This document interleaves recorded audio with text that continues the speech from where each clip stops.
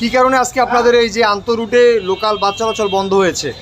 আজকে এটা বিগত অনেক দিন আগে থেকেই এটা এরকম আন্দোলন চলছিল, অনেক আগে থেকে এটা হয়েছে যে 3 হুইলার বন্ধের জন্য এটা সরকার থেকে আসছিল কাগজ, কিন্তু তারপরও তারা এরা জোর করে চালাইছে, আমাদের শ্রমিক ভাইগুলোর উপরে অনেক অত্যাচার করছে। আজকে এরকমভাবে এখানে শ্রমিকরা চেকে দাঁড়াইছে যে এখান থেকে তারা যাত্রী নেয়, লোকাল যাত্রী নেয় আমাদের গাড়ির সামনে থেকে। কয়টার দিকে? প্রতিদিনই এইভাবে করে, তাই অনেক আগে থেকে এইভাবে চেক চলতেছে। আজকে প্রায় বিগত 10-15 দিন যাবত এরকম চেক চলতেছে, ঠিক আছে, যে এখান থেকে লোকাল যাত্রী না নেয়। ওদের একটা স্ট্যান্ড আছে, আমাদের একটা স্ট্যান্ড আছে, ওরা ওই স্ট্যান্ড থেকে ছাড়িয়ে এসে আমাদের লোকাল গাড়ির সামনে থেকে যাত্রী নিয়ে যায়। কি নাম আপনার? পারভেজ। জোরে বলেন। পারভেজ। কি হয়েছিল, কিভাবে আপনি আহত হলেন? আমি আমার মালিক সমিতি আমাকে ডিউটি দিয়েছে যে রাস্তায় যেন কোনো জ্যাম না, পরিবহন আর 3 হুইলার অটো আর আলফা এই জানি রাস্তায় জ্যাম না করে। তো একটা আলফা গণনদীর ও গণনদীর যাত্রী উঠেছিল রাস্তার মাঝখানে হয়ে। আমি কইছি ভাই তুমি এনে ওই যাত্রী উঠি না, তুমি টান দাও, সামনে টান দাও। আমার কয় তোরে কিন্তু আর মারি গেলাম। তো এরপর আমি ওর ডাইন সাইড দিয়ে যে বাউ পাশে যাওয়া ধরছি, ওই খেলা আমার গায়ে উঠে গেছে। বিএম কলেজে পড়াশোনা করতেছি, এখন আমাদের যাওয়া আসা অনেক সমস্যা হইতেছে এবং আমাদের পাশে আর অনেক ভাইরা আসছে যারা অনেক জায়গা থেকে দূর দূর থেকে আসতেছে, কিন্তু এই মাহেন্দ্রর কারণে তাদের সঠিকভাবে যাইতে পারতেছে না। আপনি যাচ্ছেন কোথায়? আমরা যাবো বরিশালেরটা। এখন যাইতে পারতেছেন না কেন? এখন তো দেখি এ জায়গা গাড়ি চলে না, অবরোধ চলছে। কি কারণে অবরোধ চলছে তা তো জানি না। তো যাবেন কিভাবে?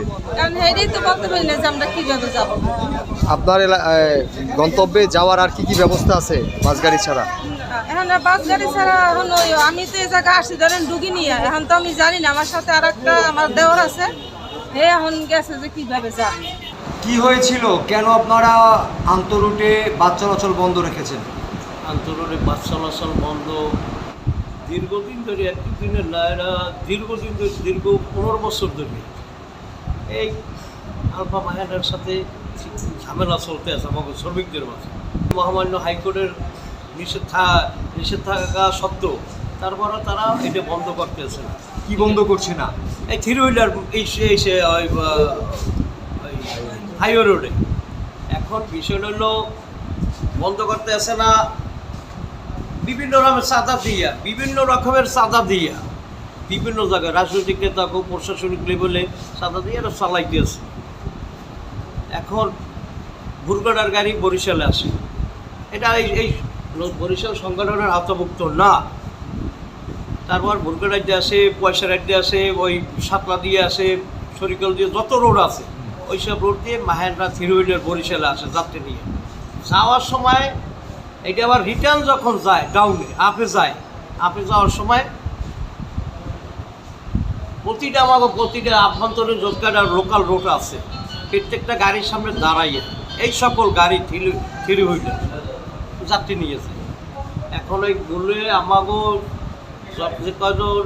যে কয়বার ছাত্র বৈষম্য বিরোধী আন্দোলনের যে ছাত্রদের ভিতরে সমন্বয়ক তারা আইসে অনেকবার মালিক সমিতিতে, আমরা একটা কথা বলছি তাদেরকে, হাববারা আমরা এই প্রশাসনের গাড়ি লাগলে রিকোজিশন আমরা সব কিছু আমরা করি, অথচ এই বাস টার্মিনালের সংলগ্নে বা টেম্পু টার্মিনাল এটা কোথাও আছে কিনা আমার জানা নাই।